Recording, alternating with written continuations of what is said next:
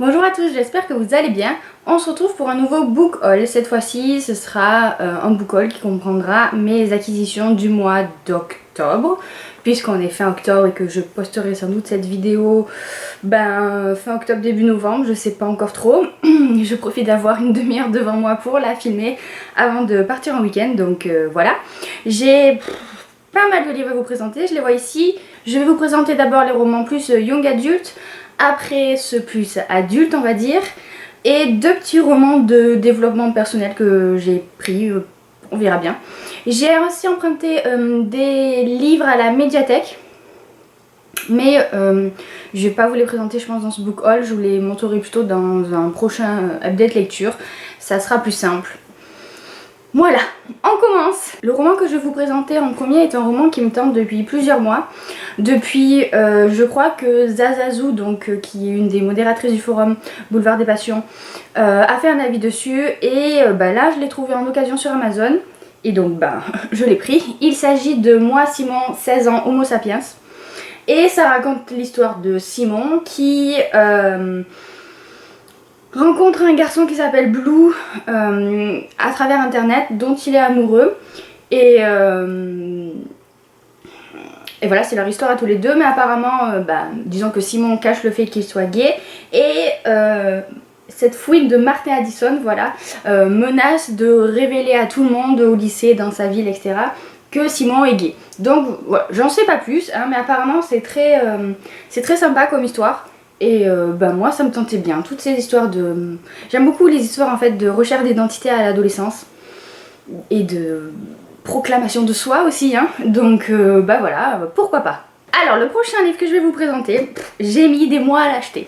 J'achète pas, j'achète pas, est-ce que je le prends? Oui, non, je le regarde dans les rayons, je le repose. Jusqu'à ce que j'ai vu qu'il allait être adapté au cinéma par un de mes réalisateurs préférés. Bon, là, je me suis dit, t'as plus le choix, hein, il faut absolument que tu le lises avant que ça sorte au cinéma. De toute façon, en plus, au cinéma, ça serait tout à fait ton genre, donc pourquoi pas un roman?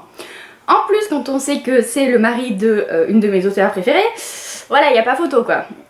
Il s'agit de Miss Peregrine et les enfants particuliers de Ransom Riggs. Si vous ne le savez pas encore, Ransom Riggs est le mari de Tahirih Mafi, qui a écrit la saga Insaisissable. Voilà, donc ici ça n'a rien à voir, hein. Apparemment c'est l'histoire d'un garçon ou d'un ado, je sais pas vraiment, dont le grand-père lui racontait plein d'histoires sur une île, c'est pas une île imaginaire, c'est plutôt sur une île où étaient rassemblés des enfants qui avaient des pouvoirs fantastiques, comme par exemple là sur la couverture on voit que la petite fille est en train de flotter. Et le garçon en question, je sais pas comment il s'appelle, Jacob, voilà, a toujours cru que ces histoires étaient fausses, jusqu'à ce qu'il se demande si finalement à 16 ans, il essaye d'en savoir un peu plus pour savoir si c'était pas finalement vrai. Et voilà, c'est un livre qui est assez étrange, hein, parce que il est très très beau, hein, mais je sais pas si vous allez voir, à l'intérieur il y a des photos en même temps. Moi quand j'avais vu ça, clairement, ça m'avait pas vraiment donné envie. Quand j'avais vu ça sur le... en magasin, hein, parce que ça me faisait un peu flipper. Et puis là les deux enfants déguisés en clown là, non, c'est pas possible quoi. Et puis le fait que Tim Burton va l'adapter, et le fait que c'est un coup de cœur pour énormément de personnes qui l'ont lu, j'ai craqué quoi. Et enfin je vais le lire, enfin j'espère. Je me suis promis de le lire avant que le film sorte, voilà. Il faut absolument que je le lise avant que le film sorte. Et je veux surtout même pas voir la bande-annonce, parce que sinon ça va m'influencer dans la façon dont je vais voir les personnages. Je sais pas si ça vous fait ça vous aussi, mais par exemple les Harry Potter, punaise, je les ai lus bien avant que les films sortent. Et au final, maintenant quand je les relis, je vois les acteurs. Ça m'énerve un peu parce que du coup j'ai perdu un peu cet aspect-là d'imagination. Donc j'ai pas envie de faire la même chose avec ça. Voilà, on verra ce que ça donne. C'est en tout cas un très très beau livre. Et je sais aussi qu'il y a pas mal de parallèles avec la Seconde Guerre mondiale et le nazisme. Donc on verra. J'ai ensuite acheté la suite d'un roman qui m'avait bien plu et qu'on m'avait offert dans un swap, Il s'agit donc du tome 2 des Cœurs brisés, les Invisibles, d'Amelia Cahanet, paru dans la collection R. Et donc c'est la suite des Cœurs brisés. On va continuer à suivre Anthem, donc est une jeune fille dont le corps a été modifié suite à un accident qui l'a laissée presque pour morte. Et dans le tome 1, il se passait plein de choses parce que elle vivait dans une ville assez étrange où il y avait d'un côté les riches, d'un côté les pauvres, et elle a été victime d'une sorte, je peux pas vous le dire parce que sinon je vous spoilerai le tome 1, mais en gros on lui a fait un chantage et finalement c'était pas forcément ce que ça paraissait être, enfin bon bref. Et elle va être un peu le Batman de la ville en fait, parce que grâce à son corps et son cœur artificiel, elle va développer des pouvoirs qui va lui permettre d'affronter les méchants quoi. Voilà. Le tome 1 finissait pas vraiment sur un cliffhanger, l'histoire était résolue. Du coup je me demande ce qui va se passer dans ce tome 2. L'histoire était résolue pour ce qui la concernait à elle, mais pas pour ce qui concernait la ville. Donc je pense que ce côté un peu plus super héroïne va ressortir. Mais je suis curieuse de lire, c'est un diptyque donc c'est le dernier tome, tome 2 et dernier tome. Donc voilà, et ça sera adapté au cinéma comme je vous l'ai déjà dit, par Charlize Theron. Donc on verra bien. Il faut que je lise là avant la fin d'année parce que sinon je vais oublier l'histoire du premier tome. Donc il faut absolument que je lise en novembre ou en décembre quoi. Dans un genre un peu similaire mais plus fantastique, j'ai enfin craqué sur un livre qui fait parler de lui, dont le tome 2 vient de sortir. Mais c'est tellement une brique que j'ai hésité longuement à le prendre, et puis c'est pas forcément un genre auquel je suis habituée puisque ça a l'air d'être de la fantasy quasiment pure et dure quoi. Il s'agit des Fiancés de l'hiver, le tome 1 de La Passe Miroir de Christelle Dabos. Voilà, il est quand même bien gros, hein. Paru chez Gallimard Jeunesse. Hein. Et combien de pages il fait, tiens? Oh, 520, bon. Mais j'ai craqué parce que c'est un coup de cœur pour énormément de personnes. Donc j'aimerais savoir pourquoi est-ce que autant de personnes ont adoré cette histoire. Ça m'intrigue quand même pas mal. Donc on va y suivre Ophélie qui a des dons, hein, et elle a dont celui de traverser les miroirs. Et elle doit aller épouser Thorn, qui n'habite pas dans la même citadelle ou pays qu'elle, bref. Et elle sait pas pourquoi en fait est-ce qu'elle doit... pourquoi est-ce qu'elle doit aller si loin, et pourquoi est-ce qu'on l'a choisie elle pour être la fiancée du puissant clan de je sais pas quoi là, voilà. Je sais que beaucoup de personnes ont aimé ce roman. Encore une fois, ça fait 3 fois que je le dis, hein, mais bon voilà, hein, c'est que je l'ai vu partout en fait, donc je suis un mouton, hein, et j'ai envie de le lire, surtout qu'en plus l'hiver, bon voilà, ça colle bien à la saison, et je me suis dit que ça me changerait un peu. Oui, j'ai toujours pas lu Kéléana, que j'avais acheté aussi dans le même genre un peu fantastique, mais bon, je vais m'y mettre, je vais m'y mettre. Je vais commencer par un des deux, mais je vais m'y mettre. Mais pour Kéléana, j'ai quand même une excuse, hein, c'est que... là, je suis d'ailleurs vraiment pas contente pour La Martinière, parce qu'ils ont annoncé qu'ils ne publieraient pas la suite. Ils s'arrêtent aux 3 tomes. Alors que l'histoire est pas finie, quoi, puisqu'il y en a 5 ou 6, je sais plus de tomes, donc... non, je suis pas d'accord, quoi, ça m'a dégoûtée, hein, voilà. Surtout que je venais d'acheter le tome 1 et que ça dépend... J'arrive à lire en VO, hein, je suis juste ma feignasse en général, mais j'arrive à lire en VO. Mais pour des trucs un peu fantasy comme ça, c'est pas forcément les vocabulaires les plus évidents du monde, donc bon. Bref, en tout cas, on n'aura pas ce problème avec Les Fiancées d'hiver puisque l'auteure est française. C'est cool.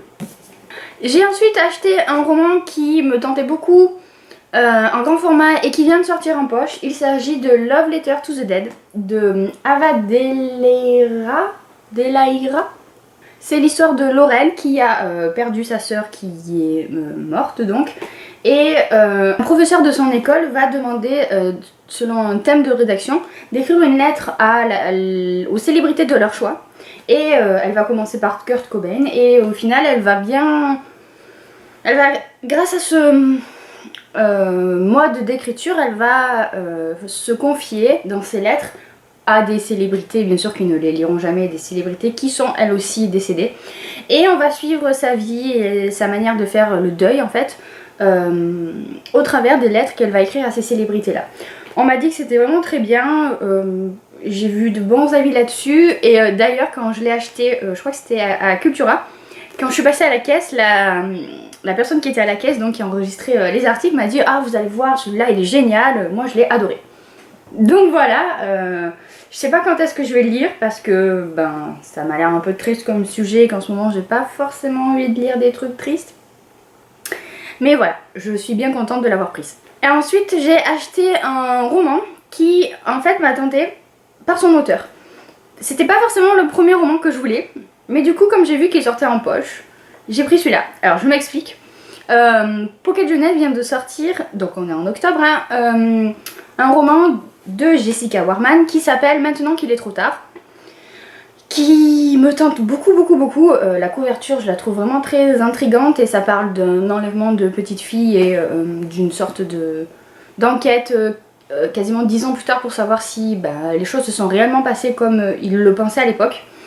Donc ça me tentait vraiment beaucoup, mais 15 € pour 300 pages, même pas, ça m'embêtait. Et j'ai vu que Pocket Jeunesse ont sorti un autre roman de cet auteur en poche ce mois-ci. Donc j'ai pris celui-là, hein. Je me suis dit que j'allais essayer cet auteur d'une manière un peu moins dépensière. Hein. Et j'ai pris Reste avec moi, toujours de Jessica Warman. Donc là aussi ça va l'air d'être hyper joyeux comme sujet. Hein. C'est Elisabeth qui est morte le jour de ses 18 ans. Et elle ne sait pas ce qui lui est arrivé et il y a marqué meurtre ou accident, qui pourra le découvrir? Une seule personne, Elisabeth elle-même. Voilà. Donc je pense qu'Elisabeth va mener l'enquête de point de vue de l'au-delà. On verra bien ce que ça donne. Je sais pas pourquoi j'ai envie en ce moment de lire un peu plus de romans où il y a un peu des enquêtes dedans. Donc voilà, je l'ai pris pour ça. Et puis je sais qu'il a de bons avis aussi. Hein. Donc on verra bien. Et le dernier livre Young Adult que je vais vous présenter est un roman que j'ai acheté il y a 2 jours quand il est sorti. Alors quand il est sorti, oui et non, parce qu'il est déjà sorti, mais il a été réédité puisque la collection dans laquelle il était édité s'est arrêtée. Il s'agissait de la collection Darkis que Mosaic a repris et donc Mosaic a ressorti les 2 premiers tomes et vient de sortir le 3e tome donc qui suit. Il s'agit de Alice au pays des zombies, donc de Jenna Showalter, qui est le premier tome des Chroniques de Zombieland. Alors je ne sais pas pourquoi, est-ce que je n'ai pas craqué avant pour ce roman, pour cette série. Parce que les zombies, c'est pas un sujet qui me déplaît, on va dire que ça peut passer, c'est pas trop gore, hein, ça peut passer, du moins en livre, parce que au cinéma, en série, c'est même pas la peine. Et je suis une grande fan d'Alice au Pays des Merveilles. Donc je comprends pas pourquoi j'ai mis autant de temps pour m'intéresser à cette série. Donc on va suivre Alice qui a cessé de croire au Pays des Merveilles et qui va essayer de se défendre contre des monstres qui ont dévoré ses parents et enlevé sa petite sœur. Et elle va rejoindre la bande de Cole pour se battre avec eux, voilà. Je sais pas, j'en sais pas plus, hein. Sur le forum, les avis ont été... Je sais que les lecteurs ont bien aimé, mais ça n'a pas été un coup de cœur. Donc je vais voir. Je vous dirai ça. En tout cas, je suis contente que Mosaic ait continué... les ait réimprimés parce qu'ils étaient plus disponibles et continué... cette série grâce aux fans de Jenna Showalter qui ont vraiment insisté pour qu'elle soit maintenue. Et comme quoi, les lecteurs, on a parfois un peu de poids dans les décisions des maisons d'édition et ça fait du bien. Ensuite, on va passer aux romans plus adultes. J'ai 3 romans à vous présenter et ensuite 2 livres de développement personnel. Le premier, forcément, je l'ai acheté le jour de sa sortie, ou du moins je l'ai précommandé sur Amazon parce que voilà, hein, c'est Cresse l'école. Qu'est-ce que vous voulez que je vous dise? Il s'agit du premier tome de sa série spin-off des Ombres de la Nuit, donc Lédas, le prince d'ombre, qui se passe dans le monde de sa série des Ombres de la Nuit, mais pas tout à fait. D'après ce que j'ai compris, c'est un univers parallèle. Donc voilà. Ce qui est un peu dommage par contre, et là j'ai lu pour elle, ils n'ont pas forcément géré sur ça, c'est que Donc ce tome-ci était sorti, je sais plus si c'était entre le 10 ou le 11, ou entre le 11 et le 12. Enfin bref, en tout cas, nous on en est au tome 12 en français et aussi en VO, hein, puisque la VF a rattrapé la VO. Mais dans le tome 11, je crois, hein, si je dis pas de bêtises, ou peut-être que c'est dans le tome 12, on entend parler de ce qui se passe dans ce tome-ci. Donc c'est un peu bête de ne le sortir que maintenant, mais bon, mieux vaut tard que jamais, hein. Moi je dis, un livre de Chris Lecol, bah, je le prends tout de suite, il n'y a pas à chercher. Ici on va retrouver Tréhan, je sais pas comment on dit, hein, qui est un vampire, et qui va rencontrer son âme sœur en la personne de Bettina, qui est une sorcière, donc une méchante sorcière, on va dire, une sorcière du côté obscur de la force.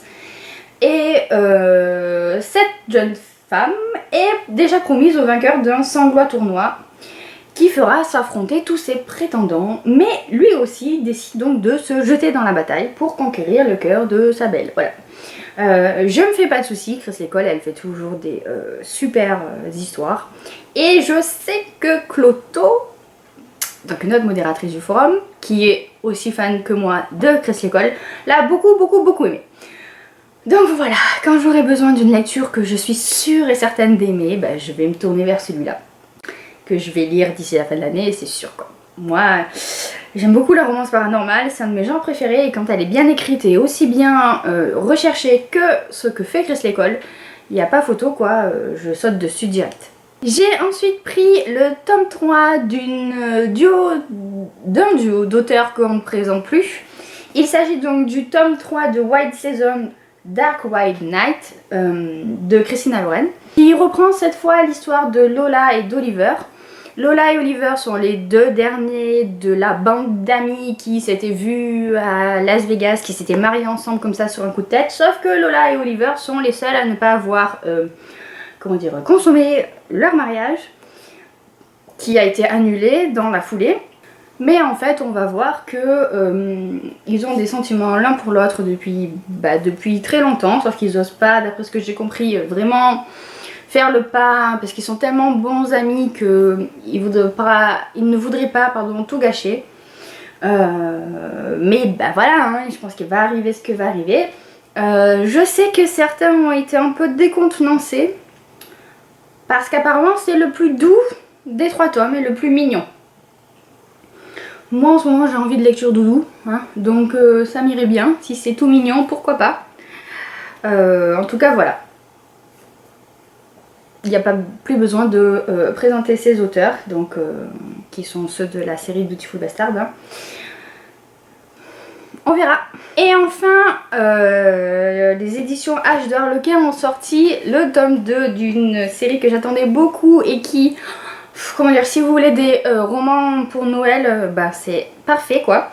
Donc c'est le tome 2 d'une série dont je ne me rappelle plus le nom, mais c'est pas grave, de Sarah Morgan, qui est, alors là je n'ai aucune idée si vous allez arriver à voir parce que la couverture est vraiment très brillante, l'esquisse clarté d'un rayon de lune, qui est en fait le tome 2 de... Le tome 1 étant La danse hésitante des flocons de neige, qui était un roman que j'avais vraiment beaucoup aimé. Encore une fois, lecture doudou à mort, voilà. Lecture doudou d'hiver en plus, voilà, trop bien quoi.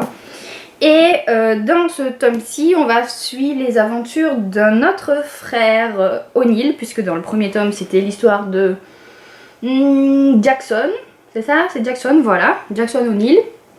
Et dans celui-là, on va suivre l'histoire de Sean O'Neill, avec la chef de cuisine, Élise, qui je crois est française, je suis pas sûre, hein, mais voilà. En fait, donc ces romans parlent d'une station de ski en fait gérée par la famille O'Neill. Dans le premier tome, il y avait une conseillère en communication qui venait les aider pour donner un coup de boost à leur domaine. Et ici, donc, c'est l'histoire de la chef de cuisine, qui a été embauchée, il me semble, pendant le tome 1, ou je sais plus, et de Sean O'Neill, voilà. Ça aussi je vais le lire d'ici la fin de l'année, parce que c'est une lecture parfaite pour l'hiver. Et pour finir, je vais vous présenter très rapidement, parce que j'ai plus de batterie, 2 livres de développement personnel. En ce moment je suis assez stressée à cause du boulot et de plein de choses, et du coup j'essaie de trouver des solutions. Alors les livres de développement personnel ça n'a jamais été trop mon truc, mais bon, on cherche des solutions là où on peut en trouver. Hein. Et du coup, je me suis acheté 101 règles d'or pour ne pas stresser. C'est des petits conseils comme ça, chaque page a un conseil. Alors certains sont un peu plus new age que d'autres. Mais voilà. À voir, j'en ai lu déjà une vingtaine. On verra bien. Et le deuxième, c'est apprendre à lâcher prise. C'est de la collection Milan, je crois. Non, c'est malin, pas du tout. Pas du tout. Qui parle en fait de petits conseils pour éviter de trop se prendre la tête et comment faire un travail sur soi-même pour essayer de moins être stressé et laisser venir les choses, quoi. Voilà. À voir, hein, je me suis acheté ces deux-là donc parce qu'ils étaient courts et que ils avaient l'air plus psychologiques que métaphysiques, si je puis dire. Donc voilà, on verra bien. Et voilà, ce book haul est désormais terminé. Ça faisait pas mal de livres, je sais, mais que voulez-vous En fait, j'ai craqué surtout pour des livres qui me tentaient il y a quand même pas mal de temps. Et finalement que j'ai pris, quoi, voilà. Donc, de toute façon, j'allais les acheter un jour ou l'autre, donc voilà, fallait bien que ça arrive. En attendant, j'arrête de me chercher des excuses. Je vous fais de gros bisous, lisez plein de livres et à une prochaine vidéo. Bye bye.